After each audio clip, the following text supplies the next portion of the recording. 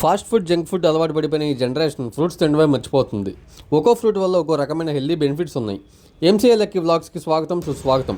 వీడేంట్రా సోచ్ చెప్తున్నానని అనుకోకండి. మొదట్లో నేను కూడా ఫ్రూట్స్ గురించి నా వెల్విషెస్ చెప్పేటప్పుడు ఇలాగే అనుకున్నాను. కానీ తర్వాత తెలిసింది అసలు ఈ ఫ్రూట్స్ వల్ల మనకి ఎంత ఆరోగ్యం ఉందో. అందుకే రోజుకు ఒకసారైనా ఏదో ఒక ఫ్రూట్ తినడం అలవాటు చేసుకున్నా. ఆఫీస్కి వెళ్ళే రోడ్లో ఈ పప్పాయి బండి అయితే ఉంటుంది. విజయ డైరీ ఎదురుగా ఉండదు. యాక్చువల్గా ఈ స్ట్రీట్ ఫుడ్లు పెట్టేవాళ్ళు అందరికీ గవర్నమెంట్ రీసెంట్గా మరి వెకేట్ చేయించింది. బాబాయ్ కొంచెం ముందుకు పెట్టాడు, చాలా బళ్ళు తీశారు. మరి అంతకుముందు ఇక్కడ తిన్న వాళ్ళు ఎవరంటే బాబాయ్ బండి కొంచెం ముందుకు పెట్టాడు. వెళ్ళి పాపం బాబాయ్కి బ్రేక్ ఇవ్వండి.